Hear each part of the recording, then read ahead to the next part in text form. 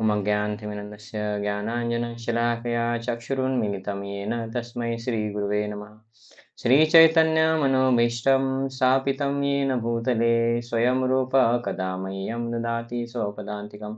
वन्देऽहं श्रीगुरो श्रीयुतपदकमलं श्रीगुरून् वैष्णवांश्च श्रीरूपं सागरजातं सहगण रघुनाथान्वितं तं सजीवं साद्वैतं सावधूतं परिजनसहितं कृष्णचैतन्यदेवं श्रीराधाकृष्णपादान् सहगण ललिता श्रीविशाखान्वितां च नमां विष्णुपादाय कृष्णमृष्टाय भूतले श्रीमते भक्तिवेदांत स्वामिनिति नामिने नमस्ते सारस्वते देवे गौरवाणी प्रचारिणे निर्विशेष शून्यवादी पाश्चात्यदेशतारिणे नमो महावदन्याय कृष्ण प्रेम प्रदायते कृष्णाय कृष्ण चैतन्य नामिने गौरतिषे नमः। हे कृष्ण करुणा सिंधु दीनबंधु जगतपते गोपेश गोपिका कांत राधा कांत नमोस्तुते तप्त कांचन गौरांगीश्वरी वृषभानुसुते देवी प्रणमामि हरिप्रिये वाञ्छाकल्पतरुभ्यश्च कृपा सिन्धुभ्येव च पतितानां पावनेभ्यो वैष्णवेभ्यो नमो नमः।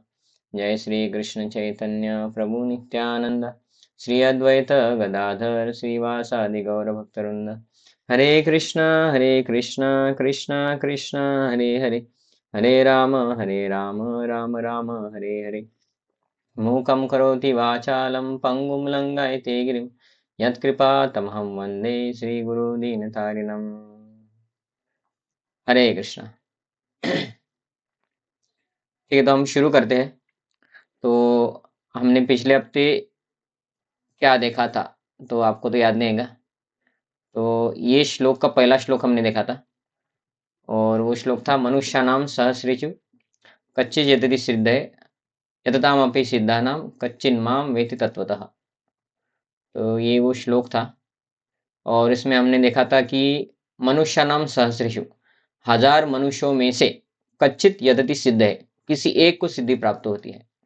यतताम अपि सिद्धानाम, अशे हजार मनुष्य जिन्होंने सिद्धि प्राप्त किया है, कच्चिन किसी एक ही को, कच्चिन माम मतलब भगवान बोल रहे मैं मुझे, वेत्ति तत्वतः भगवान बोल रहे कि उसमें से एक व्यक्ति को मैं समझ में आता हूँ या वो मुझे समझ सकता है।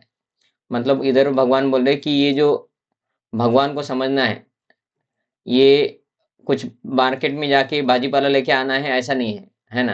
तो मराठी में बोलते हैं ना कि भगवंत काय भाजी-पाला नहीं रे। तो भगवान को समझना बहुत कठिन है अगर खुद के हिसाब से जाए तो। खुद के अंडरस्टैंडिंग के हिसाब से मुझे जो समझता है उसके हिसाब से नहीं। भगवान को तत्वतः समझना है और वो तत्वतः कैसे समझ सकते हैं? तो उसके लिए भी भगवद गीता में भगवान ने बोला है दूसरे स्कंद में ही कि दूसरे अध्याय में कि अगर आपको मुझे तत्वतः समझना है तो क्या करना है।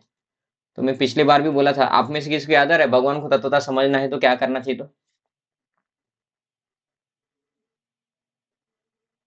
किसको याद आ रहा है? हमें गुरु के पास जाना पड़ेगा और आपको अगर पॉसिबल है तो आप वीडियो ऑन करके रख सकते हैं अगर आप कुछ दूसरा काम नहीं कर रहे होंगे तो, मतलब वो आपको अटेंटिव रहेंगे। और ये तत्वतः कैसे समझ सकते हो उसके लिए क्या श्लोक था? तो तद्विद्धि परिपातेन परिप्रश्नन सेवया उपदेक्षन्ति ते ज्ञानम ज्ञानिनः तत्वदर्शिनः। कि किसी गुरु के पास जाओ जो ऑथराइज गुरु है उनके पास, उनकी सेवा करो, उनको प्रश्न पूछो, उन्होंने भगवान को तत्वतः समझा है, वो आपको भी समझा देंगे। तो गुरु की आवश्यकता है तत्वतः समझने के लिए। और गुरु अगर प्रामाणिक है तो बहुत सारे लोगों को मिल सकता है, नहीं तो फिर भी मनुष्य नाम सहर्षेषु कि भगवान को समझना बहुत मुश्किल है और बहुत कम लोगों को भगवान समझ में आते हैं। इसलिए मैक्सिमम लोग कृष्ण भक्ति नहीं करते।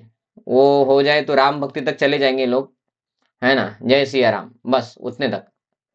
लेकिन वो फॉलो भी नहीं करते कुछ, क्योंकि वो फॉलो करना वो भक्ति नहीं लगता है उनको। उनको लगता है बस भगवा कपड़ा पहन लेना या झंडे लेके किधर तो जाना, है ना? रामनवमी के दिन इधर-उधर घूमना, माथे पे पट्टी मान के जय श्री राम की हो गया, हम भगवान के भक्त हैं। तो ये उनका समझ है, भगवान को समझा हमने, धर्म को समझा मतलब ये समझ है। तो इसलिए भगवान बोल रहे कि धर्म को समझना और उसमें भी भगवान को समझना ये बहुत रेयर है, सभी को समझ में नहीं आता है। इसके लिए प्रयत्न करना पड़ता है कि आपको विमान चलाना सीखना है, तो कौन सा बुक देंगे और आपको फिर उसके बाद पढ़ने के बाद आपको विमान में बिठाएंगे और आप विमान उड़ा लेंगे, तो उसके लिए पॉसिबल नहीं है। उसके लिए एक गुरु चाहिए जो ऑलरेडी विमान सीखा हुआ है और वो आपको विमान अच्छे से सिखाएगा। और विमान सीखने के बाद भी डायरेक्ट सीख नहीं सकते, उसके लिए प्रैक्टिस करना पड़ता है। तो भक्ति में उसको बोलते हैं कि गुरु प्राप्त करके साधना करना पड़ता है, तब जाके भगवान को समझते हैं। ऐसा नहीं कि कभी भी एक बस भगवा झंडा उठा लिया, कभी मंदिर में गए घंटी बजा दिया तो भगवान समझ में आएंगे, नहीं। It is a long term process, it is a life time process. जीवन भर साधना करना पड़ता है भगवान को समझने के लिए। सुबह जल्दी उठना पड़ता है, रात को जल्दी सोना पड़ता है, माला करना पड़ता है, ऐसे आप जैसे प्रवचन सुन रहे, ऐसा, और पॉसिबल है तो मंदिर में जाके लाइव प्रवचन, क्योंकि ऑनलाइन प्रवचन में हमारा मन 50% से भी कम रहता है ना, क्योंकि घर में काम रहता है तो वो काम में रहता है। लेकिन प्रवचन में बैठ गए एक बार मंदिर में, तो एटलीस्ट हमारा 70% मन उधर रहता है और 30% घर में रहता है ना, क्योंकि मन इतना अनकंट्रोल है फिर भी उधर नहीं रहता पूरा। लेकिन ऑनलाइन में तो बहुत कम रहता है, ऑनलाइन में शायद 30% रहता होगा। और मंदिर में अगर हम जाके डायरेक्ट जाके बैठ जाए तो शरीर उधर ही है, मन घूम सकता है तो 30% फिर भी घूमेगा वो, लेकिन फायदा ज्यादा है डायरेक्ट प्रवचन। तो रात को जल्दी सोना, जल्दी उठना, माला करना, प्रवचन सुनना, शास्त्र पढ़ना और सेवा करना, तो ये सभी विधि प्रोसेस करना है जीवन भर। और उसके साथ अपना जो भौतिक कार्यकलाप है, जॉब पे जाना, पढ़ाई करना, घर गृहस्थी संभालना, बच्चों को संभालना, बच्चों की शादी करवाना, है ना, ये सब करते करते ये भी करना है भक्ति। तो ये साधना प्लस अपना भौतिक जो है वो जीवन भर जो व्यक्ति करेगा उसको जाके भगवान समझ में आएंगे। इसको बोलते हैं मनुष्य नाम सहस्रेशु। ऐसा डायरेक्ट हम हिंदू है, नहीं, ये हिंदू शब्द ही नहीं है, हमारे शास्त्रों में किधर भी हिंदू शब्द नहीं है ना। तो हिंदू शब्द शास्त्री नहीं तो हम हिंदू कैसे हो गए फिर? और अगर हम मर जाएंगे और मुस्लिम जन्म लेंगे तो आत्मा क्या मुस्लिम हो जाएगा क्या फिर? नहीं। तो हिंदू धर्म ही नहीं है हमारा। हमारा धर्म है सनातन। सनातन धर्म है मतलब भगवान का सेवा करना। फिर वो मुस्लिम में होगा तो भगवान कृष्ण का सेवा करना है उसको। तो ये मनुष्य नाम सहस्रेशु, भगवान को समझना बहुत कठिन है, ये हमने देखा था। तो अभी नेक्स्ट श्लोक, ये है 7वें अध्याय का 4 नंबर का श्लोक। हम ये 108 इंपॉर्टेंट भगवत गीता श्लोका में से ले रहे, तो डायरेक्ट अलग अलग श्लोक के ऊपर हम जंप करते हैं, लेकिन जो इंपॉर्टेंट है उसी को, क्योंकि भगवद गीता 700 श्लोक, एक दिन में अगर एक श्लोक लिया तो 2 साल लगेंगे भगवद गीता कंप्लीट करने के लिए, वो भी रोज भगवद गीता का क्लास लिया तो। और रोज हमारे पास टाइम नहीं, इसलिए हम एक हफ्ते में एक बार ले रहे। तो ऐसे हिसाब से अगर हमको 700 श्लोक लेना है तो एक साल में 52 या 54 कुछ हफ्ते आते हैं, तो एक साल में बस 52 ही श्लोक हो जाएंगे। तो इसलिए 108 किया है, तो एटलीस्ट 2 साल में कंप्लीट हो जाएगा। तो लेकिन एक दिन में एक नहीं ले रहे, हम ज्यादा ले रहे, तो एटलीस्ट एक साल में कंप्लीट हो जाएगा, ऐसा हमारा थोड़ा बहुत अंदाजा है। अभी सब भगवान के हिसाब से जैसा चलता है वैसा चलता है वो। तो नेक्स्ट श्लोक, भूमि अपो अनलो वायु खम मनो बुद्धिरेव च अहंकारिति मे भिन्ना मे प्रकृति अष्टधा, भिन्ना प्रकृति अष्टधा। तो इधर भगवान क्या बोल रहे हैं कि हमारा शरीर जो है वो 8 तत्वों से बना है। नॉर्मली ये तत्व क्या है, तो पृथ्वी, जल, अग्नि, वायु, आकाश, ये लोगों को 5 तत्व पता है, लेकिन मन, बुद्धि, अहंकार ये भी उसमें है, ये लोगों को पता नहीं है। तो फिर लोगों को तो शास्त्र भी पूरा पता नहीं, तो भगवान को कैसे समझेंगे फिर, है ना। इसलिए पहले तो शास्त्र पढ़ना पड़ेगा। तो हमारा शरीर इससे नहीं बना है, बस जल, पृथ्वी, जल, अग्नि, वायु, आकाश, ठीक है।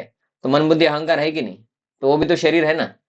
और मन, बुद्धि, अहंकार हम नहीं है, हम आत्मा है। दूसरे अध्याय में हमने देखा कि एक शरीर से दूसरे शरीर में आत्मा चला जाता है, लेकिन वो आत्मा के साथ मन, बुद्धि, अहंकार भी जाता है दूसरे शरीर में।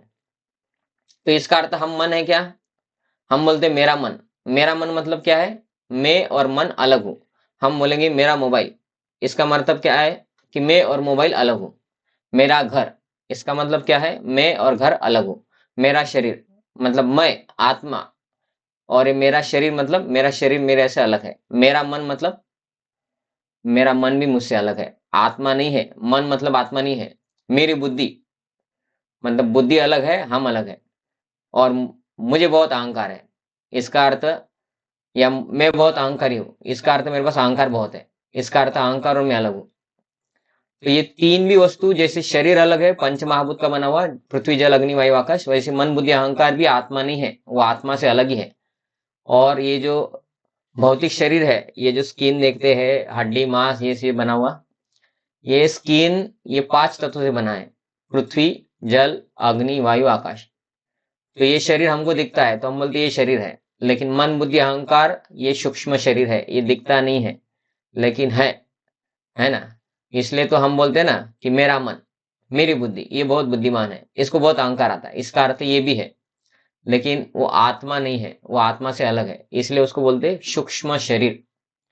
तो ये जो दिख रहा है उसको बोलते हैं जड़ शरीर, जो दिखता है। और एक शरीर एक और है मन बुद्धि अहंकार का, जो दिखता नहीं है, उसको बोलते हैं सूक्ष्म शरीर।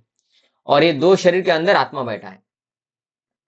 तो ये जो 8 तत्व हो गए आत्मा के अलावा, मन बुद्धि अहंकार और 5 तत्व, इसको बोलते हैं भगवान की भिन्न प्रकृति या अपरा प्रकृति। इधर लिखा है ना अपरा, मतलब ये भौतिक प्रकृति है। ये मन बुद्धि अहंकार भी भौतिक है, आध्यात्मिक नहीं है।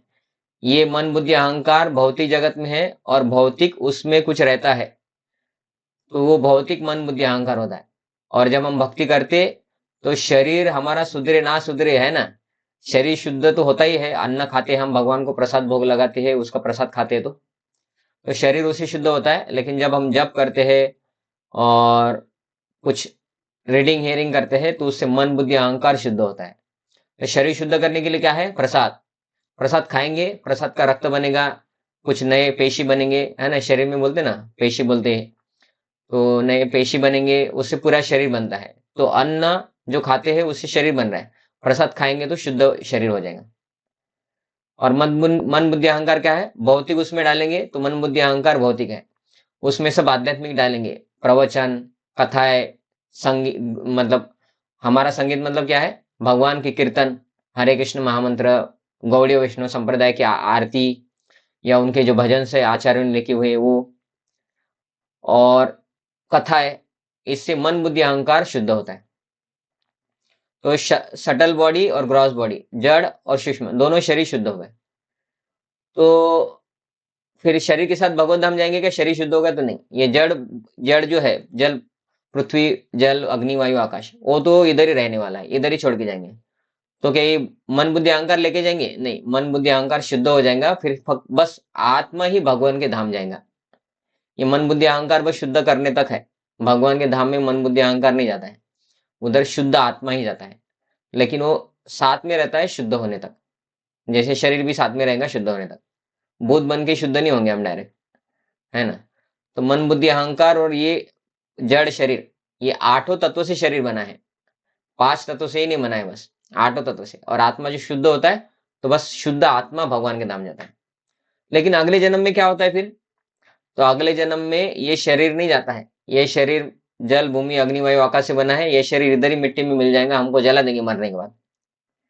और मन बुद्धि अहंकार तो नहीं जलता है, क्योंकि वो दिखता ही नहीं। तो मन बुद्धि अहंकार अगले जन्म में जाता है, क्योंकि वो भौतिक जन्म है। तो अगले जन्म में मन बुद्धि अहंकार जाता है। इसका अर्थ क्या है?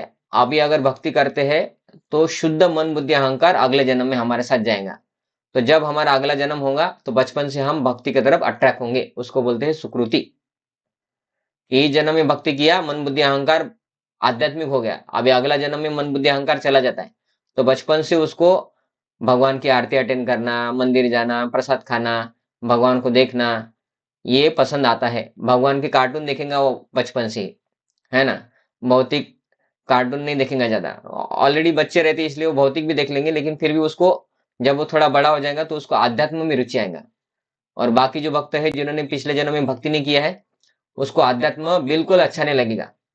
उसको बोलो माला करो, फेंक देगा और बोलेंगे ये सब बकवास है, मटन खाओ, जीवन जियो, अच्छा है। तो जिसने भक्ति नहीं किया उसका बचपन से ऐसा थिंकिंग रहेगा। और जो आध्यात्मिक है उसको बस एक बार बोल दो भगवान होते हैं, भगवान का माला किया करो, रोज दर्शन किया करो, तो वो शुरू कर देगा, इजीली शुरू कर देगा, इजीली उसका माला शुरू हो जाएगा। उसको बस बोलो कि ये हरे कृष्ण महामंत्र है, भगवान है, तो तुरंत एक्सेप्ट कर लेगा। वो खुद बोलेगा और क्या करना है प्रभु जी, बोलो कौन सा बुक्स पढ़ना है, हमें थोड़ा गाइड करो, खुद होके बोलेगा। क्यों? क्योंकि उसका चेतना शुद्ध है। क्यों चेतना शुद्ध है? क्योंकि पिछले जन्म में भक्ति किया था। तो पिछले जन्म में भक्ति किया तो उससे क्या हो गया? उसका मन बुद्धि अहंकार जो पिछले जन्म में उसके साथ है, इस जन्म में भी है, लेकिन पिछले जन्म में शुद्ध हुआ था, इसलिए शुद्ध मन बुद्धि अहंकार अभी इस जन्म में है, इसलिए उसको भक्ति अच्छा लग रहा है। और जो राक्षसी प्रवृत्ति के है उसको अगले जन्म में मन बुद्धि अहंकार अच्छा नहीं लगता है। इसका अर्थ उनको मन बुद्धि अहंकार साथ में जाएगा, लेकिन मनुष्य जन्म भी नहीं प्राप्त होगा। उनको पहले तो 84 लाख योनि से पहले तो उनको यमराज जी के दर्शन के लिए भेजते हैं। उनको अच्छे से यमराज जी के दर्शन करवाते हैं, यमराज जी उनकी आरती उतारते हैं, उनको तेल में तलते हैं, आग में जलाते हैं, उनको काटते हैं। ये उनके जो जो पाप है उसके हिसाब से उनका पूजा होता है, पर्वत से नीचे डालते हैं। उनका सब पूजा हो गया, उधर काटना पीटना मारना ये सब करना हो गया, तो फिर उनको 84 लाख योनि, कुत्ता बिल्ली पेड़ पौधे ऐसे 84 लाख योनि घुमाते हैं। बोलते घूमो बेटा, क्योंकि मनुष्य जन्म दिया था तब तुमने हरे कृष्णा किया नहीं, भगवद गीता के प्रवचन होते थे वो किया नहीं तुमने। तुमने पिक्चर देखा, पोर्नोग्राफी देखा, गर्लफ्रेंड बॉयफ्रेंड का बिजनेस किया, नॉनवेज खाया, दारू पिया, बस शादियों में गए, नाचे गाए, पिक्चर देखे, पिक्चर के गाने पे नाचे, भगवान का तो किया नहीं। तो इसके लिए थोड़ी ना जन्म था। तो अभी तुम कुत्ते बनो, बिल्ली बनो, पेड़ बनो, जलचर बनो, पक्षी बनो। तो ऐसा 84 लाख घुमाते हैं। और फिर से एक बार फिर मनुष्य दे देंगे, ठीक है भाई, मनुष्य जन्म में जो पाप किया था उतना सब तुमको तो एक साथ नहीं दे सकते, थोड़ा बहुत पाप तुम बाकी रहेगा। अभी 84 लाख के बाद एक बार मनुष्य जन्म देते हैं, तुम थोड़ा ट्राई करो कि तुमको फिर से एक बार माला देंगे, तुम माला करके दिखाओ। अगर माला करेंगे तो जितना पाप बाकी है उसको हम डिलीट कर देंगे। तो भगवान पूरा सजा पशु पक्षी योनि में ना देके फिर से एक बार 84 लाख के बाद मनुष्य जन्म देते हैं, ताकि हम सुधरे एटलीस्ट। और तब भी अगर वो भक्ति नहीं करता तो भगवान बोलते तेरे को फिर से डालेंगे, अभी फिर से नरक, फिर से 84 लाख, फिर से एक बार 84 लाख के बाद मनुष्य। बोलते 2-4 जन्मों का पाप अभी भी बाकी है, अभी तो भक्ति कर ले। तो जन्म में अगर भक्ति करता है तो उसका पाप कटना कम होता है, फिर उसका मन बुद्धि अहंकार शुद्ध होता है। मन बुद्धि अहंकार शुद्ध हो गया, पाप कट गया, अगला जन्म फिर से मनुष्य। अभी उसको नरक जाने की जरूरत नहीं है, क्योंकि पिछले जन्म में भक्ति किया था। अभी वो भगवान का भक्ति करने की वजह से अगले जन्म में नरक नहीं जाएगा, पशु पक्षी नहीं बनेगा। ये जन्म में मनुष्य शरीर भक्ति किया, अगले जन्म में फिर से मनुष्य शरीर, फिर से भक्ति अच्छा लगेगा उसको, क्योंकि पिछले जन्म में किया था, शुद्ध मन बुद्धि अहंकार है। और फिर वो भक्ति और करेगा तो उसके करोड़ों जन्म के पाप नष्ट हो जाएंगे। उसका चेतना 20% शुद्ध था, अभी वो 80% शुद्ध हो जाएगा। वो अगर 100% शुद्ध नहीं हुआ तो एक बार फिर से मरेगा, लेकिन अच्छी चेतना से शुद्ध है, शुद्ध चेतना से मरा, तो हो सकता है भगवान का नाम आ जाए मरते वक्त, तो भगवान के धाम चला जाएगा। और नहीं भगवान का नाम आ गया, 80% भक्ति किया, कि बहुत अच्छे से भक्ति किया, इसने सब छोड़ दिया था मरने से पहले भगवान के लिए, लेकिन 80% ही था और मरते हुए भगवान का नाम नहीं आया, तो अगला जन्म मिलेगा बहुत अच्छे भक्तों के परिवार में। बचपन से ही सभी भक्त, सभी माता पिता और दादा दादी सब भक्त है, 16 माला करते, लहसुन प्याज नहीं खाते, दीक्षित है, भगवान की पूजा अर्चना करते हैं। बचपन से तुम्हारा हमारा नाम हो जाएगा महाराज के हाथों से, है ना। और हमको बचपन से पूरा ट्रेनिंग मिलेगा कि अभी तुम्हारा 80% भक्ति था इसलिए भक्त परिवार में जन्म लिया, अभी तुम ये 20% जो बाकी है वो करो और भगवत धाम चले जाओ, और फिर हम भगवत धाम चले जाएंगे। तो ये ऐसा हमारा चक्कर है, लेकिन इसमें ये भौतिक शरीर के साथ ये मन बुद्धि अहंकार शुद्ध करने के लिए बस अध्यात्म, जो प्रभुपाद जी ने ये जो टीचिंग दी है इस्कॉन में, वही काम करता है। बाकी जगत में बहुत सारा अध्यात्म के नाम पे लोगों ने लेके आए हैं, वो काम ही नहीं करता है। इसलिए देखते कि इस्कॉन में आने के बाद लोग कैसे कैसे हैं, लेकिन उनका बहुत कुछ छूट गया और उनको भगवान का स्मरण होने लगता है, उनका डेडिकेशन बढ़ता है भगवान की तरफ। तो ऐसा बोलेंगे तो बहुत सारा संस्था है, उसमें भी तो लोग ब्रह्मचारी सन्यासी बनते हैं ना, उसमें भी तो गृहस्थ लोग बहुत अच्छे से सेवा करते हैं, वो भगवत धाम नहीं जाएंगे क्या? तो उसका उत्तर है, अगर प्रामाणिक ऑथराइज संप्रदाय से वो दीक्षित है और सही तरीके से भगवान को समझेंगे तो जल्दी जाएंगे। और अगर प्रामाणिक ऑथराइज संप्रदाय में उन्होंने दीक्षा नहीं लिया है, तो हालांकि अगर वो कृष्ण भक्त हो गए हैं तो भी उनको कई जन्म लगेंगे भगवत धाम जाने के लिए, क्योंकि भगवान कृष्ण का भक्त बनना ही क्वालिफिकेशन नहीं है भगवत धाम जाने के लिए। सही आचार्य, सही गुरु, सही संप्रदाय से शिक्षा लेना इंपॉर्टेंट है, क्योंकि भक्ति मतलब भाव नहीं होता है बस। और लोग भाव मतलब क्या है, भावुकता रहता है कि भगवान को तो पिक्चर अच्छा लगता है तो पिक्चर भी दिखाएंगे लड्डू गोपाल को, है ना। तो ये सब क्या है, ये अपने भाव से चल रहा है। एक लड्डू गोपाल को लेते हैं लोग और वृंदावन में जाते हैं और दूसरे कृष्ण का दर्शन कराते हैं, कृष्ण कृष्ण का दर्शन करेंगे क्या? ये कहाँ से, कौन से शास्त्र में बताया कि लड्डू गोपाल को लेके जाओ वृंदावन में दूसरे कृष्ण का दर्शन के लिए? तो ये सब भावुकता ने लोगों ने कृष्ण के भक्त है लेकिन भावुकता में ये सब कार्य शुरू कर दिए हैं, तो इससे भगवत धाम नहीं जाएंगे कृष्ण भक्त होने के बाद भी। क्योंकि भावुकता थोड़ी देर के रहता है। इसलिए सही संप्रदाय में ज्ञान लेने से भगवान व्यक्ति को समझ सकते हैं, और तब जाके व्यक्ति एक जन्म में, प्रभुपाद जी बोलते हैं इसी जन्म में हम भगवत धाम जा सकते हैं अगर अच्छे से भक्ति करेंगे इस्कॉन में रह के। तो क्योंकि जो ट्रेनिंग प्रोग्राम दिया है इस्कॉन में वो बहुत फायदेमंद है। उसके जैसा ट्रेनिंग प्रोग्राम कोई संप्रदाय में नहीं है, इतना प्रभावशाली। इसलिए एक ही जन्म में हम भगवत धाम जा सकते हैं अगर इस्कॉन में जो दिया है उसके हिसाब से पालन करेंगे तो। और बाहर का जो इस्कॉन नहीं है लेकिन कृष्ण भक्त है लोग भी, तो उसमें उनको कई जन्म लगेंगे, क्योंकि शुद्धिकरण नहीं है। तो हालांकि कृष्ण भक्त है लेकिन अगले जन्म में ज्यादा शुद्ध नहीं है, ऑथराइज परंपरा में ज्ञान नहीं दिया है, तो इस जन्म में मन बुद्धि अहंकार शुद्ध नहीं हुआ। तो अगले जन्म में हो सकता है कि बाजू में कृष्ण मंदिर है, लोग आके हमको हरे कृष्ण माला के लिए बोलेंगे, वो बोलेंगे अच्छा है तुम करो, हम आपको डोनेशन देंगे, है ना। हम डोनेशन देंगे, कोई टेंशन नहीं, आप अच्छा काम कर रहे हैं, इस्कॉन वाले लोग बहुत अच्छे होते हैं, भक्ति कर रहे हैं, फॉरेन में भी प्रचार कर रहे हैं, हमसे नहीं होता है, हम हमारा हमारा थोड़ा आदत है, बुरा आदत है, हम नॉनवेज खाते हैं, लहसुन प्याज छूटता नहीं हमारा, तुम करो हम डोनेशन देंगे। तो वो लोग ऐसे रहेंगे। तो इसलिए ये ज्ञान लेना सही संप्रदाय में बहुत इंपॉर्टेंट है, अगर हमें दुखों से बचना है तो। ऐसा। तो एक ही इस पे बहुत सारा हो जाता है हमारा। तो इसमें भगवान बोल रहे कि ये अपरा है। अपरा मतलब ये मन बुद्धि अहंकार और पंच धातु से बना हुआ शरीर, ये सब भौतिक है। तो परा क्या है? आत्मा परा है। तो इधर प्रभुपाद जी भी बोलते हैं आगे जाके कि सृष्टि के लिए भगवान कृष्ण का स्वांश तीन विष्णु के रूप में धारण करता है। पहले वहां विष्णु, महाविष्णु। तो तीन प्रकार के विष्णु होते हैं, इधर प्रभुपाद जी डायरेक्ट बता रहे हैं। महाविष्णु, गर्भदक्षय विष्णु और शिरोदक्षय विष्णु। तो ये कैसे काम करते हैं ये थोड़ा आपको समझ में नहीं आएगा अभी, लेकिन इतना डिटेल ज्ञान है कि विष्णु भी एक नहीं है, तीन प्रकार के विष्णु हैं। और वो तीनों विष्णु कृष्ण की अध्यक्षता में पृथ्वी का सृजन करते हैं, पालन करते हैं, है ना। तो ये सब ब्रह्मांड को तैयार करते हैं, और ये जो ब्रह्मांड तैयार करते हैं ये सब भौतिक ब्रह्मांड है, और ये भौतिक ब्रह्मांड का ही पार्ट है हमारा शरीर। और ये भौतिक ब्रह्मांड नष्ट होता है, शरीर भी नष्ट होता है, और ये मन बुद्धि अहंकार शुद्ध होगा तो हम भगवान धाम जाएंगे, नहीं तो फिर से ब्रह्मांड शुरू हो जाएगा, तब फिर से हमको जन्म मिलता है। और आगे प्रभुपाद जी इधर लिखते हैं कि ब्रह्म ज्योति क्या है ना, निर्विशेषवादी, ये लोग भी भगवान के भक्त है ऐसा लगता है, उनमें भी लोग ब्रह्मचारी सन्यासी रहते हैं। तो उसमें प्रभुपाद जी बोलते हैं कि पहले नास्तिक का उदाहरण दे रहे हैं प्रभुपाद जी, कि भगवद गीता के अनुसार नास्तिक निष्कर्ष झूठा है ना। क्या है नास्तिक निष्कर्ष? कि अच्छे रहो, ये वो, भगवान नहीं है। लेकिन सामान्य रूप से जो व्यक्ति ईश्वर तत्व को नहीं जानता वह मान लेता है कि संसार जीवों की भोग के लिए है, और सारे जीव पुरुष है, भौतिक शक्ति कारण नियंता और भोक्ता है, कि हम ही भोक्ता है, खाओ पियो ऐश करो मर जाओ। ये हो गया नास्तिक फिलोसफी। दूसरा प्रभुपाद जी इधर बोलते हैं कि निर्विशेषवादी, कि भगवान कृष्ण क्या है, प्रस्तुत श्लोक में कृष्ण को जगत का आदि कारण बताया है, कि ये पूरा जगत भगवान की शक्ति है। इधर भगवान ने लिखा है मैं, इट इज माय शक्ति, है ना, मैं। ये सब भौतिक ब्रह्मांड जो पंच महाभूत से बना है, ये भगवान बोल रहे ये मेरी शक्ति है। इसका अर्थ ये तैयार करने के पीछे भगवान कृष्ण कारण है। तो ये पूरा भगवान का मालकी का है।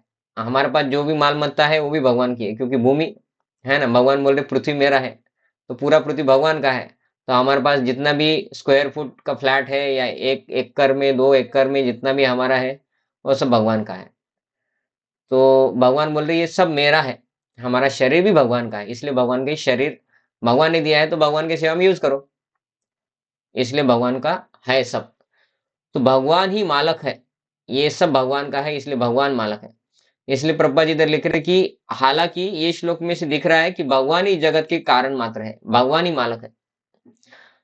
श्रीमद् भागवतम में भी इसकी पुष्टि होती है। भगवान की अलग अलग पृथक पृथक मतलब अलग अलग शक्तियां इस भौतिक जगत के घटक है। भगवान की शक्तियां पूरे जगत में काम करती है। भगवान की शक्ति से सूर्य आता है, भगवान की शक्ति से सूर्य दूर जाता है तो ठंडी लगने लगती है। भगवान की शक्ति से सूर्य पास में आता है तो गर्मी हो जाता है। भगवान की शक्ति से सूर्य पानी बरसाता है, समुद्र के पानी को भाप बनाता है, फिर हवा चलाते हैं भगवान और पानी गिरता है। तो सब कुछ भगवान की शक्तियां कर रही है। भगवान को ऐसे डायरेक्ट आके नहीं करना है, अरे यार कितना हो गया अब ये करना है, सूरज को ऐसे पकड़ के रखेंगे भगवान, फिर हवा को बनाने के एक हाथ से हवा करेंगे, ये करने की जरूरत नहीं भगवान को। भगवान क्या करते हैं, भगवान की शक्तियां काम करती है, लेकिन मालिक तो भगवान है। यहाँ तक कि निर्विशेषवादियों का चरम लक्ष्य क्या है, ब्रह्म ज्योति। निर्विशेषवादी नहीं बोलते कि हमको भगवान के धाम जाना है, ये भौतिक जगत नश्वर होने है।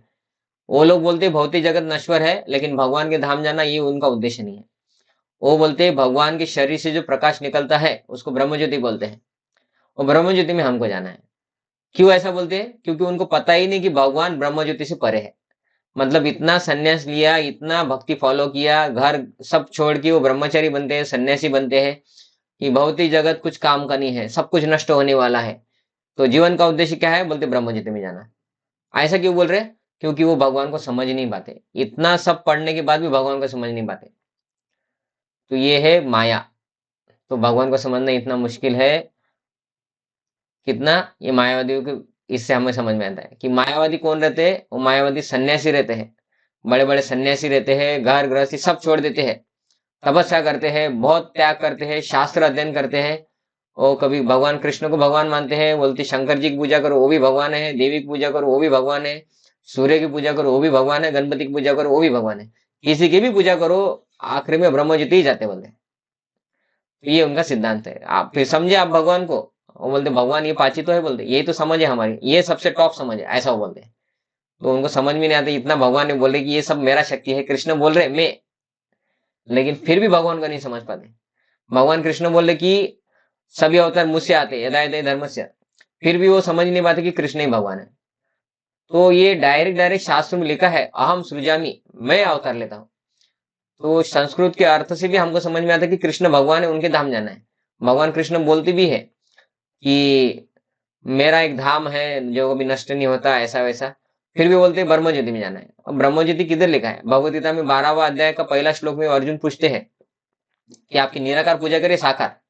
तो भगवान बोलते साकार पूजा करो, निराकारवाद में बहुत कष्ट होते हैं और उनको बहुत टाइम लगता है मुझे प्राप्त करने के लिए, और उनके जीवन में बहुत कष्ट आते हैं। मतलब वो भगवान को समझने के लिए भी बहुत कष्ट होता है और फिर भी समझ नहीं पाते। और निर्विशेषवादी क्या है, भगवान निराकार है। तो इतना भगवत गीता ने भगवान ने चिल्ला चिल्ला के ग्राउंड पे बोला है कि निराकार मत करो, निराकार मत करो, फिर भी निर्विशेषवादी क्या करते हैं, नहीं भगवान निराकार है। तो आए समझ में भगवान, तो आते ही नहीं। इसको बोलते हैं मनुष्य नाम सहस्रेश। भगवान समझना बहुत मुश्किल है, प्रामाणिक लोगों से सुनेंगे तो समझ में आएगा, नहीं तो किसी से भी सुनेंगे वो आपको कुछ भी बढ़ा लेंगे कि 2 और 2 5 होते हैं, और हम भी बोलेंगे आगे जाके 2 और 2, हम बोलेंगे 5, ऐसा। तो ये निर्विशेषवादियों का जो अंडरस्टैंडिंग है कि भगवान निराकार, ये ब्रह्म ज्योति में जाना है, क्योंकि वही फाइनल है। क्यों, क्योंकि भगवान को समझ नहीं पाते। तो ये अलग अलग कैटेगरी के लोग हैं जो भगवान को समझ नहीं पाते, लेकिन अंततः सब कुछ भगवान का है। भगवान इधर बोल रहे कि हमारा घर है ना, तो अतः यथार्थ परम सत्य तो भगवान श्री कृष्ण है, वे पूर्ण शक्तिमान पुरुष है और उनकी नाना प्रकार की भिन्ना तथा अंतरंग शक्तियां ही होती है। तो हमारा घर किसका है, तो भगवान का है, क्योंकि पृथ्वी, पृथ्वी से बना ईंट, पत्थर, गिट्टी और जल, पृथ्वी के बाद जल आता है ना। तो घर किससे बना, तो ईंट, सीमेंट, पत्थर और जल से बना है। तो भगवान का हो गया। पृथ्वी, जमीन, जिस जमीन पे घर बनाया वो भी भगवान का है। हमारा शरीर पंच महाभूत से बना, वो भी भगवान का प्रॉपर्टी है, क्योंकि तो भगवान से ही लिया है ना हमने। हमारे माता पिता ने थोड़ी ना ऐसे थोड़ा मिट्टी लिया, थोड़ा जल लिया, हवा लिया, ऐसा डाला और ऐसा किया तो बच्चा तैयार हो गया। वो पेट में अपने आप बच्चा तैयार होता है, माता पिता को भी नहीं समझता कि है कि नहीं है करके, उसको डॉक्टर के पास जाके चेक करना पड़ता है। तो माता पिता ने जन्म दिया, लेकिन वो तैयार तो भगवान ने किया है शरीर, तो भगवान ने दिया है शरीर। तो सब कुछ भगवान का है। जिस घर में रहते हैं, ये जिस शरीर में हम रहते हैं, ये शरीर भी हमारा एक घर है ना। ये शरीर भी आज छोड़ना है, नहीं तो कल छोड़ना है, नहीं तो 70 साल के बाद छोड़ देंगे। जैसे घर आज छोड़ेंगे, नहीं तो कल छोड़ेंगे, नहीं तो 1 साल के बाद छोड़ेंगे, या तो जॉब ट्रांसफर हो जाएंगे तो छोड़ देंगे। लेकिन ये शरीर और ये घर, और ये घर के साथ जितना भी भौतिक जगत में जितना भी कुछ दिखता है, सब ये पंच महाभूत से ही बना है। लोहा, दरवाजा, लकड़ी, ये वो सब, मोबाइल, ईयरफोन, लैपटॉप, गाड़ी, पैसे, नोट से बने हैं ना पैसे। तो नोट कहाँ से आए, कागज, कागज कहाँ से आए, पेड़ के पत्ते हैं, पेड़ कहाँ से आया, हमने तैयार किए पेड़। हमको तो पेड़ तैयार करना पता ही नहीं कैसे तैयार करते हैं। वो बीज बोते हैं, पानी डालते हैं, पेड़ तैयार हो जाता है, पेड़ तैयार हो जाता है।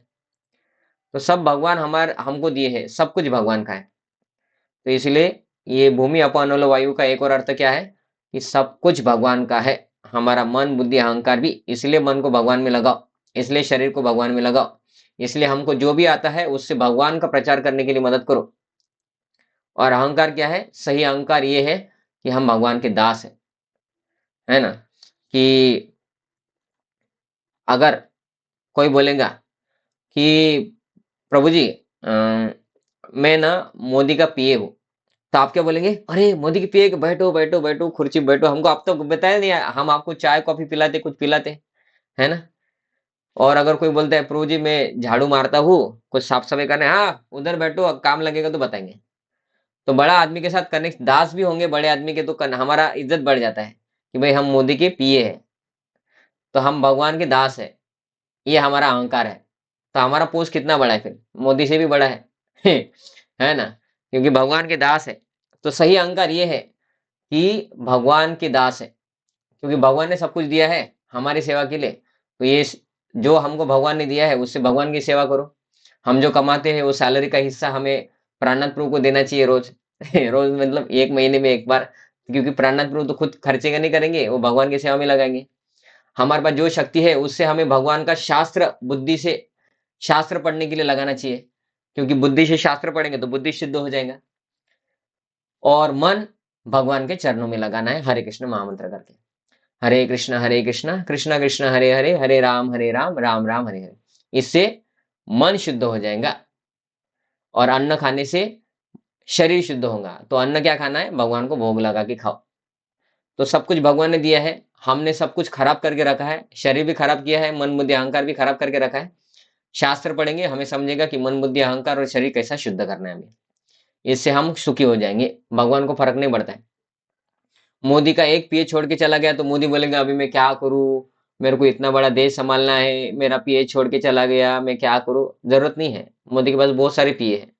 तो हम भगवान की सेवा नहीं करेंगे तो फायदा हमारा, सेवा हमारा नुकसान है। और हम अगर भगवान की सेवा करेंगे तो फायदा हमारा है। वो पीए अगर मोदी का सेवा करते रहेगा तो उसको सैलरी मिलता रहेगा, सब कुछ मिलता रहेगा, वो अच्छा है। वो अगर मोदी को छोड़ देगा तो उसका नुकसान है, उसका तो सैलरी चला गया है और भी इधर उधर भटकेगा वो, पता नहीं क्या होगा उसके साथ। तो वैसे हमारे हम भगवान कृष्ण के दास है, सब कुछ भगवान का लेके यूज कर रहे तो भगवान का सेवा करो, क्योंकि उनका लेके यूज कर रहे। वो नहीं करेंगे तो नुकसान हमारा है, वो करेंगे तो फायदा हमारा है। ऐसा है। तो ये भगवत गीता ऐसा है, एक श्लोक पे ही बहुत सारा रहता है, और फिर भी हम ये तात्पर्य भी पूरा नहीं पढ़ पाते। इसलिए आप घर पे जितना श्लोक हो जाता है ये हफ्ते में, आप जितना श्लोक हुआ है उतना अगर पढ़ लेते हैं, है ना, कौन सा श्लोक हुआ है उसका आपको मैं एक पीडीएफ भेज दूंगा, इंपॉर्टेंट श्लोक, उसको देख के उसका तात्पर्य आप पढ़ेंगे तो अच्छा है। नौ, अगर आपसे पूरा भगवत गीता नहीं होता है तो पूरा पढ़ेंगे, दैट इज बेस्ट। ठीक है, नेक्स्ट श्लोक, भूमि अपो अनलो वायु की बात है 7 नंबर। तो ये 7 नंबर श्लोक बहुत इंपॉर्टेंट श्लोक है, इस ये कंठस्थ करने वाला श्लोक है। अगर हम भगवान कृष्ण के भक्त है तो हम भगवान कृष्ण के पार्टी वाले हो गए, है ना। कि पॉलिटिशियन लोग रहते हैं ना, अपने अपनी पार्टी का प्रचार करते हैं ना, कि ये देखो हमने ये किया वो किया। तो वैसे हम भगवान कृष्ण के भक्त हैं तो भगवान कृष्ण का हमें पूरा करना चाहिए प्रचार। तो ये भगवान कृष्ण कैसे भगवान है, क्योंकि पूरे भगवत गीता में भगवान भगवान बोल के बोला है। और किसने बोला है? द ग्रेटेस्ट इम्पर्सनलिस्ट, मायावादी निराकारवादी शंकराचार्य। वो शंकराचार्य जो बोलता है भगवान निराकार है, उसने भगवत गीता में लिखा है कि ये भगवान ही है करके, कृष्ण भगवान है। इसलिए श्री कृष्ण उवाच नहीं लिखा है, श्री भगवान उवाच। अर्जुन बोलता है तो अर्जुन उवाच, धृतराष्ट्र बोलता है तो धृतराष्ट्र उवाच। मग श्री कृष्ण बोले तो क्या लिखना चाहिए? श्री कृष्ण उवाच, भगवान उवाच लिखा है, क्योंकि वो श्री कृष्ण नहीं है, भगवान है। कैसे भगवान है? तो ये श्लोक है, मत्तः परतरम नान्यत् किंचिदस्ति धनंजय, मयि सर्वमिदं प्रोतं सित्रे गई मना इव, सूत्रे मणि गना इव। ये गले में जो माला है, या हरे कृष्ण महामंत्र की हम जो माला करते हैं, है ना, तो माला के अंदर धागा है, वो धागे से माला एक साथ रुकती है। ये माला में धागा हमारा थोड़ा दिख जाता है क्योंकि इधर है, तो हमें इससे समझ में आता है। लेकिन कुछ मालाएं आती है जिसमें धागा दिखता ही नहीं, जैसे ये गले की माला, इसमें धागा का कौन सा कलर है पता ही नहीं, है ना। तो भगवान क्या बोल रहे, सूत्रे, सूत्रे मतलब क्या है, सूत्र मतलब धागा, मणि, मणि मतलब ये मणि जो है माला के, ये मणि, इव, इव क्या है, में ये धागा दिखता है क्या, तो धागा जैसे दिखता नहीं, लेकिन ये धागे वजह से ये मणि एक साथ है, धागा निकाल दो मणि एक साथ रहेंगे इधर, ऐसे जोड़ के रख सकते हैं हम गले को, एक मणि दूसरा मणि, नहीं हो सकता है, धागा से माला बनता है। और ये मणि क्यों एक साथ है, उसका आधार है धागा, धागा आधार है, धागा के ऊपर सब कुछ आधारित है। भगवान बोलते ये पूरा ब्रह्मांड का धागा मैं हूं, मेरे ऊपर ये पूरा ब्रह्मांड आधारित है, ये ब्रह्मांड को मैं आधार दे रहा हूं, इसका स्वामी मैं हूं, मैं ही इसको बनाया हूं, सब कुछ मुझसे होता है, मुझसे परे और कुछ भी नहीं है, मेरे ऊपर और कुछ भी नहीं है। इसलिए भगवान बोलते मत्तः, मत्त मतलब मेरे, परतरः मतलब परे या श्रेष्ठ, न अन्यत, न अन्यत मतलब और कोई भी नहीं है। तो इधर भगवान बोलते हैं हे धनंजय, धनंजय मतलब अर्जुन, ये अलग अलग, भगवान अर्जुन को अलग अलग नाम से पुकारते हैं, धनंजय, कौंतेय, भारत, सव्यसाची, पार्थ, ये अलग अलग नाम से क्यों पुकारते हैं उसका भी बहुत सारा एलोबरेट एक्सप्लेनेशन रहता है, लेकिन हम उसमें नहीं जाएंगे। और अर्जुन भी भगवान को अलग अलग नाम से पुकारते हैं, कृष्ण, माधव, केशव, ऐसे अलग अलग नाम से, मधुसूदन, है ना, ऐसे अलग अलग। तो वो क्यों बोलते हैं भगवान को ऐसे अलग अलग नाम से, उसके भी बहुत सारे एक्सप्लेनेशन है, लेकिन वो सब हम नहीं करते क्योंकि हमारे पास समय कम है। फिर भी धनंजय मतलब धन इकट्ठा किया था भगवान कृष्ण ने, युधिष्ठिर महाराज ने बोला था कि एक राजसी यज्ञ करना है, तो उनको धन की आवश्यकता पड़ी थी, तो अर्जुन ने धन इकट्ठा करके दिया था, इसलिए अर्जुन का नाम धनंजय। तो भगवान अर्जुन को बोल रहे हे धनंजय, हे अर्जुन, मुझसे श्रेष्ठ कोई सत्य नहीं है। मतलब भगवान क्या बोल रहे, मुझसे श्रेष्ठ या मेरे ऊपर और कोई भी नहीं है। मुझसे श्रेष्ठ कोई नहीं मतलब क्या है, वो मोदी बोल सकता है कि मेरे ऊपर और कोई नहीं है भारत में जो डिसीजन ले सकता है ना, तो वो बराबर है, फिर भारत में तो कोई नहीं है। लेकिन भगवान क्या बोल रहे, मुझसे श्रेष्ठ कोई नहीं है, सत्य ही नहीं है, मतलब परम सत्य मैं हूं, मतलब मैं किसी से आया नहीं हूं, सब कुछ मुझसे आया है।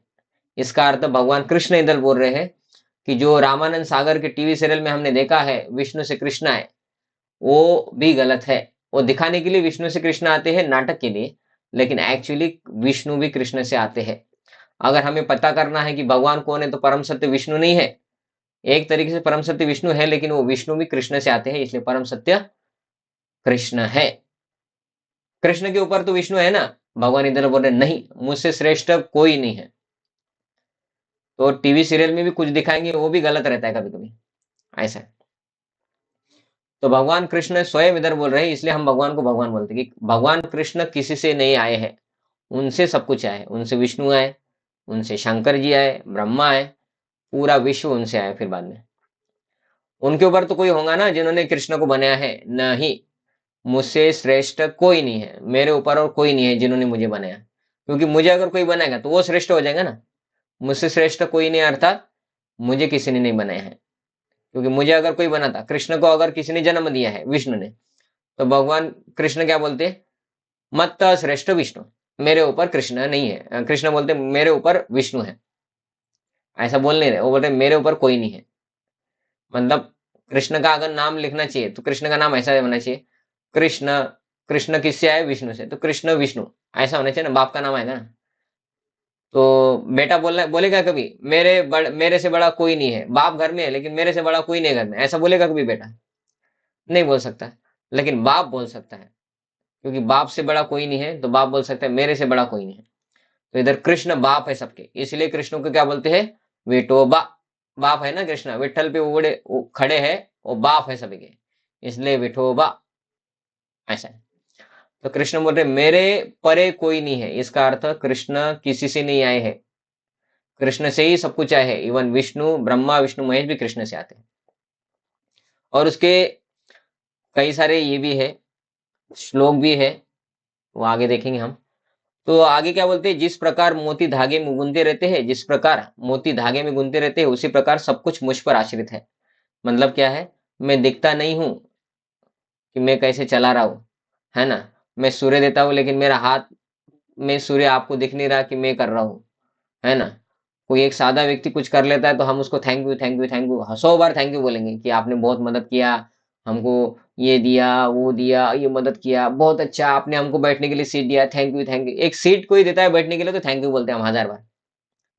और भगवान ने इतना सब कुछ दिया, भगवान को हम कुछ पूछते ही नहीं क्योंकि भगवान दिख ही नहीं रहे हमको, ये दे रहे करके। तो भगवान बोलते क्यों नहीं दिखता? क्योंकि तुमको जो कुछ मिल रहा है वो मोती के समान है, लेकिन मिल कैसे रहा है? क्योंकि उसके अंदर मैं धागा हूँ सप्लाई करने वाला। लेकिन मैं दिखता हूँ क्या? धागा दिखता है क्या माला के अंदर? नहीं दिखता है। वैसे मैं हूं इसलिए दिखता नहीं। लेकिन आधार क्या है? तो बोलते आधार तो धागा है। मैं नहीं रहूंगा तो तुमको कुछ नहीं मिलेगा। ऐसा है। तो इसलिए भगवान बोलते कि मैं ही सभी का आधार हूँ। तो परम सत्य निराकार नहीं है, भगवान कृष्ण स्वयं बोले कि मैं हूं। मत्तः परतरम न अन्यत का अर्थ एक भी होता है कि जो निराकारवादी लोग बोलते हैं कि अरे कृष्ण भगवान विष्णु भगवान ये सब निराकार से आए हैं, निराकार परम है, ये उनका अंडरस्टैंडिंग है। तो भगवान इधर ये भी नहीं बोल रहे हैं कि आ, ब्रह्म ज्योति को अगर बोलना है संस्कृत में तो उसको बोलते हैं अव्यक्त।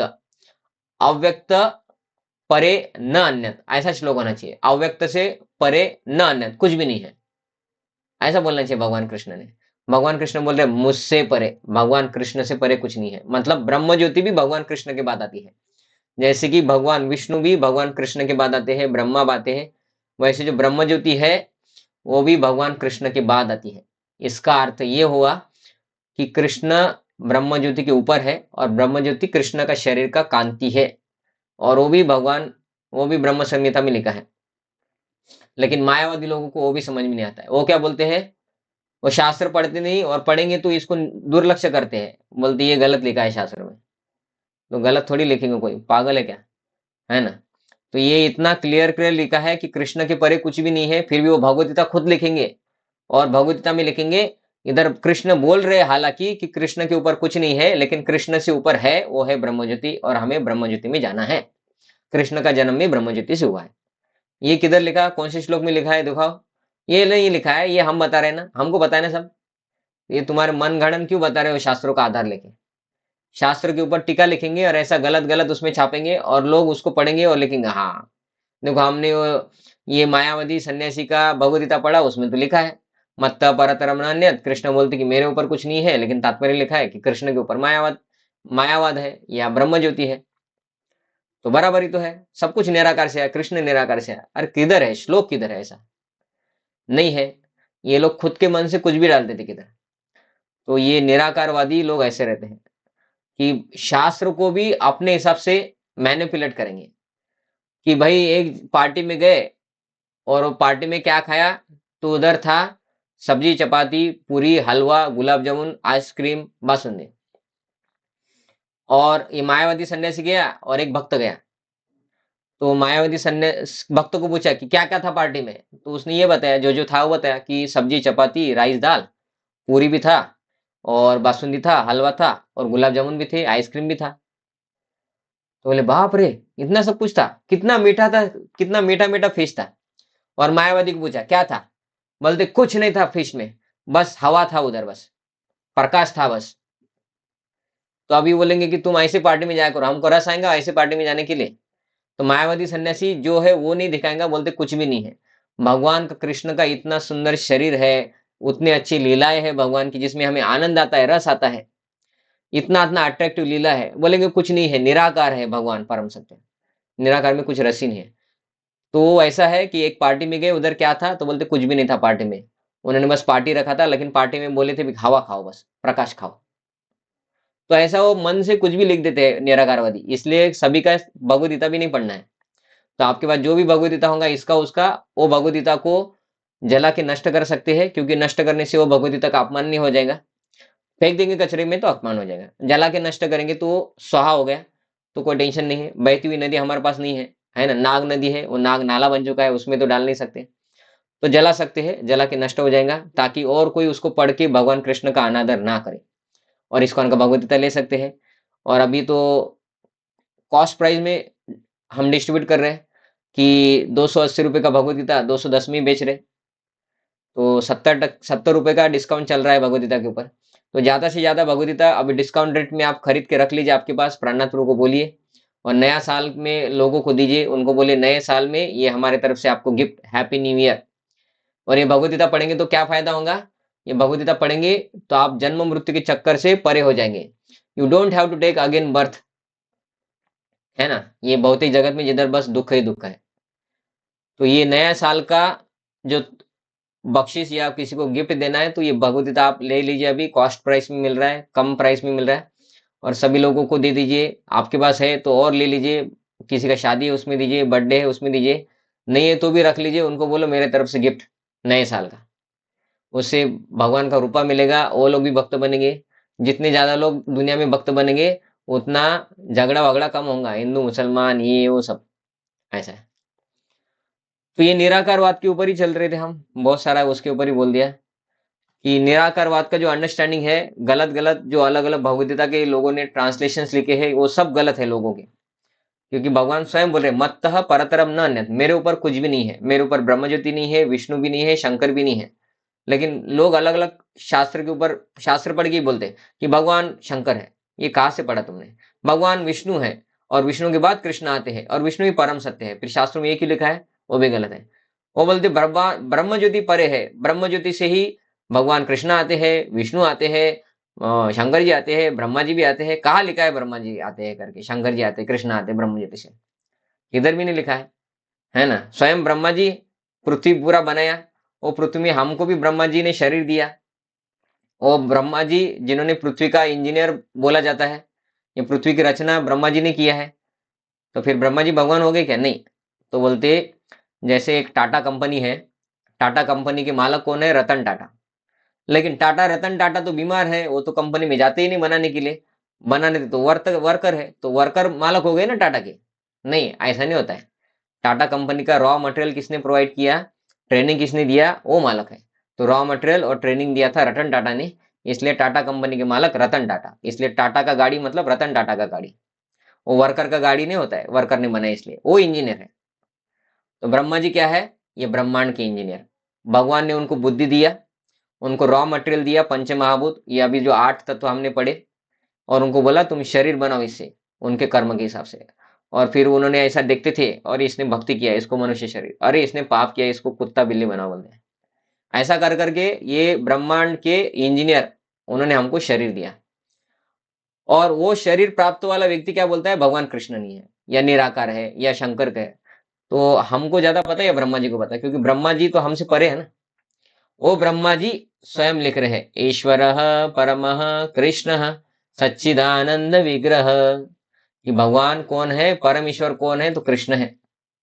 और वो हम जो बोलते हैं कि अरे विष्णु से कृष्ण आता है, तुम लोग कुछ भी बोलते हो, है ना? हमने तो सीरियल में देखा है और शास्त्र में भी लिखा है, भगवत भागवतम में भी लिखा है, पहले भगवान कृष्ण कैसे आए? भगवान कृष्ण नहीं आए, देवकी के पुत्र कौन बने? 4 हाथ वाले विष्णु बने, फिर वो चेंज हो गए कृष्ण में। मतलब क्या है?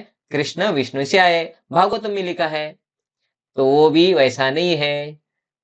अगर एक अवतार के बाद दूसरा अवतार भगवान ने दिखाया, इसका इसका अर्थ एक अवतार से दूसरा अवतार आया है, ये होता है। तो भगवद गीता पढ़ो, 11वां अध्याय पढ़ो, 11वां अध्याय का नाम है विराट रूप। भगवान कृष्ण अर्जुन को विराट रूप दिखाते हैं, अलग अलग बहुत सारा कुछ दिखाते हैं।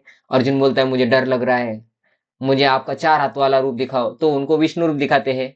इसका अर्थ क्या हुआ? भगवद गीता में भी प्रूव कर सकते हैं हम कि विष्णु कृष्ण से आए हैं। और वही कृष्ण, अर्जुन डर जाता है विराट रूप देखने से, तो उनको 4 हाथ वाला रूप दिखाते हैं, नारायण रूप। इसका अर्थ क्या हुआ? कृष्ण से विष्णु आए हैं।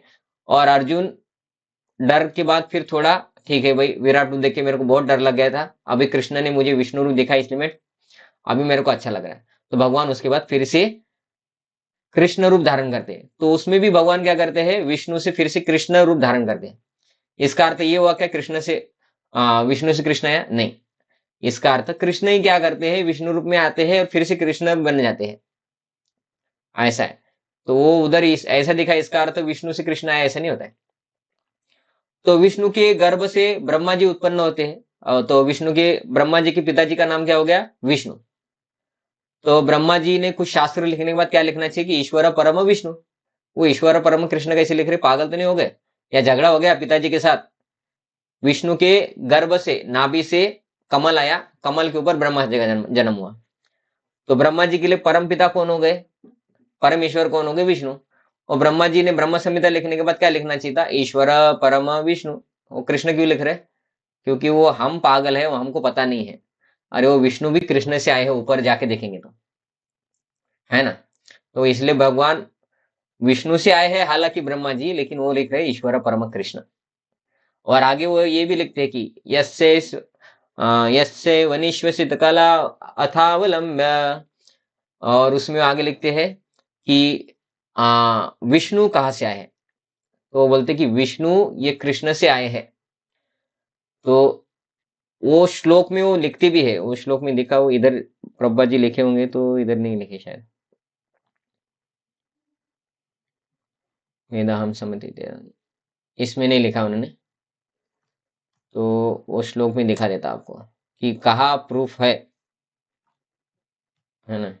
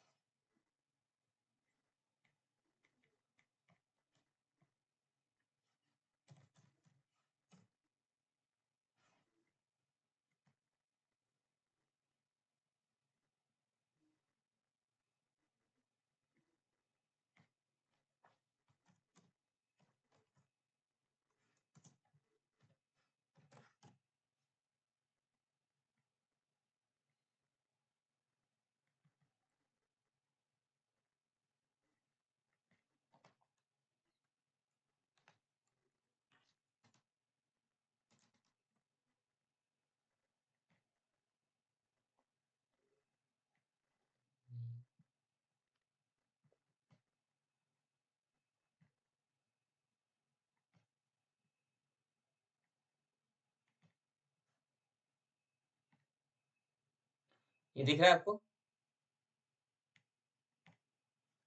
हाँ, दिख रहा है। दिख रहा है?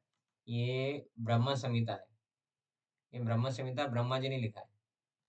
और ये ब्रह्म संहिता में ये इधर लिख रहे हैं, ऐसे यस्यैव निश्वसित कलावलथावलम्ब्य जीवन्ति लोम विरजा जगदण्डनाथा विष्णुर्महानेय यस्य कला विशेषो गोविंदमादि पुरुषम तमहम भजामि। तीन प्रकार के विष्णु है उसमें, है महाविष्णु, गर्भदक्ष विष्णु, शिरोदक्ष विष्णु। तो इधर वो लिख रहे हैं कि महाविष्णु भी कृष्ण के क्या है? कला विशेषो। कला विशेष मतलब अवतार का अवतार है। कौन? विष्णु भी कृष्ण के अवतार का अवतार है। और भगवान कौन है? तो वो है गोविंद ही, जो आदि पुरुष है। ऐसा नहीं कि विष्णु से कृष्ण है, आदि पुरुष गोविंद है, आदि कृष्ण आले होते, नंतर विष्णु आले। तो इधर लिखा है, देखिए इधर वो अर्थ है उसका, ट्रांसलेशन दिखाते कि Brahma and other lords of the mundane words, मतलब ये भौतिक जगत की जितने भी लोग जिनको भी भगवान समझते, Brahma Vishnu Mahesh, appearing for the force of Mahavishnu, ये सब विष्णु के शरीर से आते हैं। ये महाविष्णु है। महाविष्णु के शरीर से क्या होता है? अलग अलग ब्रह्मांड निकलते हैं। वो ब्रह्मांड में दूसरे विष्णु आते हैं, उसको गर्भदक्ष विष्णु बोलते हैं। फिर ब्रह्मा जी का जन्म होता है। तो ये पूरा ब्रह्मांड महाविष्णु के शरीर से निकला है। लेकिन ये महाविष्णु भी कौन है?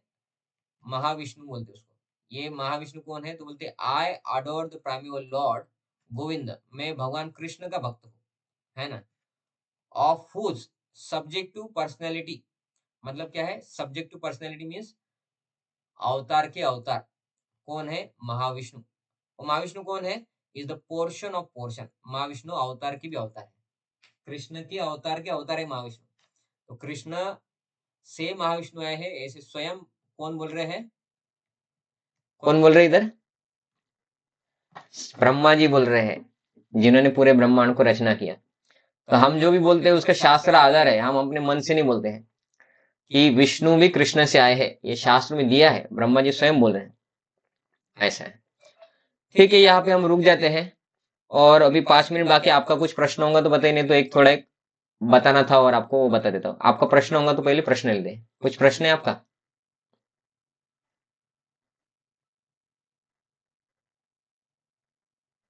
ठीक है।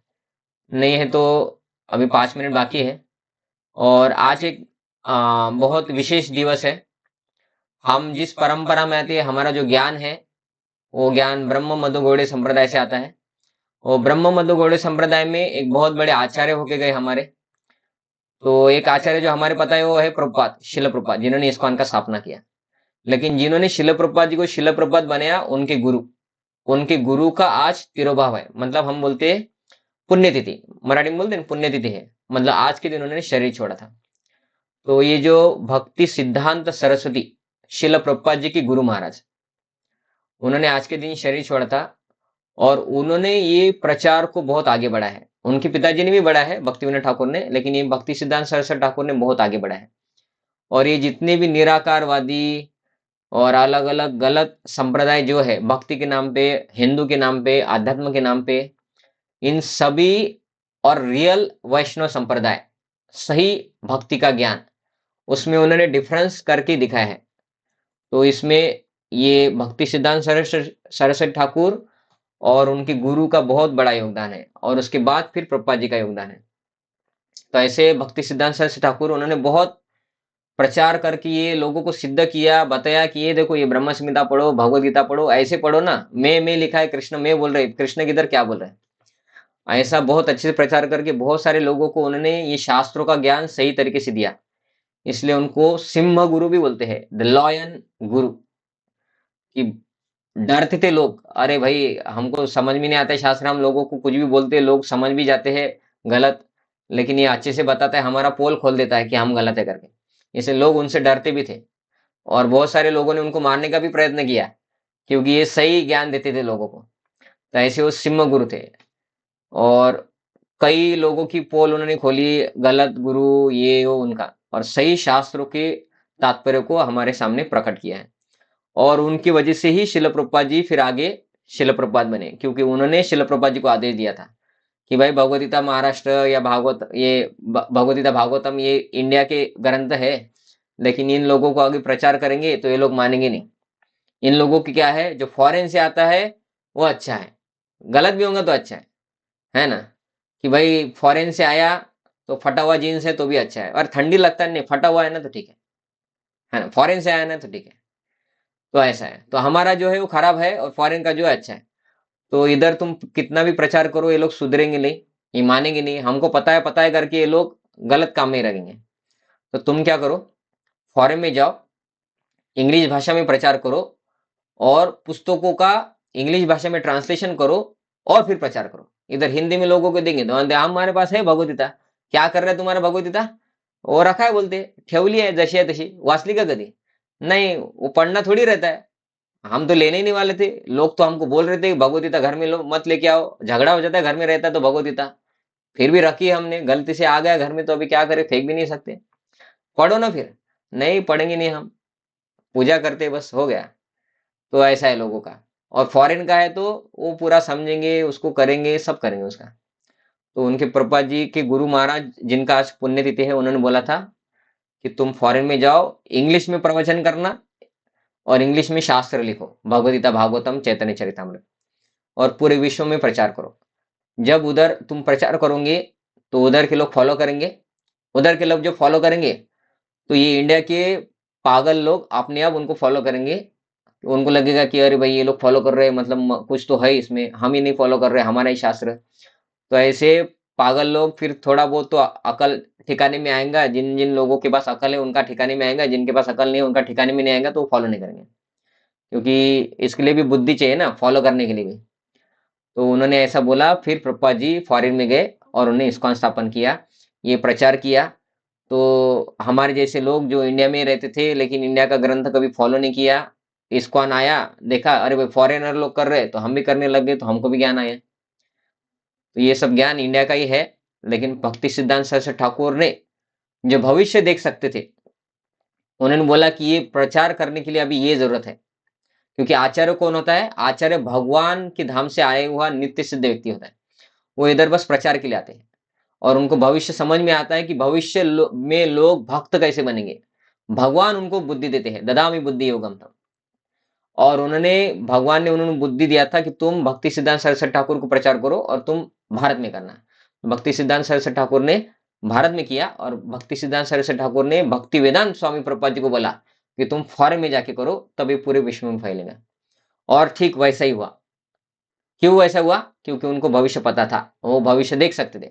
इसलिए उन्हें प्रभुपाद जी को ही बोला, किसी आयरे गहरे नत्थु खैरे को नहीं बोला कि तुम जाके करो, कि बलराम तुम जाना। बलराम बोलेगा मेरे को तो ठंडी लगता है, फॉरेन में तो बहुत ठंडी है ना, ऐसा बोल के कुछ नहीं करेंगे, हम इधर ही रहेंगे, टीवी देखेंगे, मर जाएंगे। तो प्रभुपाद जी को बोला, फिर प्रभुपाद जी गए और पूरे विश्व में प्रचार किया, और वो फॉरेनर को देख देख के भी हम भक्ति करते हैं इंडिया के लोग। तो इसमें प्रभुपाद जी के गुरु भक्ति सिद्धांत सरस्वती ठाकुर का भी हाथ है। हम जो अभी भक्ति कर रहे हैं उसमें उनका भी हाथ है, इसलिए हमें उनको भी कृतज्ञता व्यक्त करना चाहिए। ठीक है, तो अभी नेहा वाइकर माता जी को पता होगा कि आज 12 बजे तक फास्टिंग भी रहता है उनका। तो अगर आप फास्टिंग कर सकते तो कीजिए, लेकिन आपको कुछ पता नहीं तो आप जैसे भी है, लेकिन भगवदगीता पढ़िए, उनके बारे में प्रवचन भी सुन येस. सकते हैं।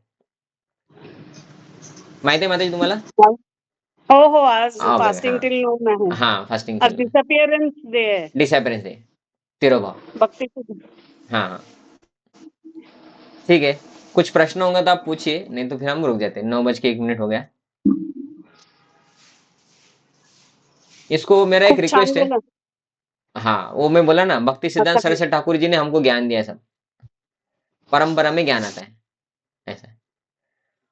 तो एक रिक्वेस्ट है कि आप इसको पढ़िए, क्योंकि मैं बताऊंगा, ये 1 घंटे का लेक्चर रहता है, 7 दिन, 24 घंटे एक दिन का, 24/7 में 1 घंटा आ गया बस आध्यात्म का। तो नेहा वायकर माता जी तो पढ़ती है, वो प्रचार भी करते हैं, उनका भक्ति शास्त्री कोर्स भी चालू है।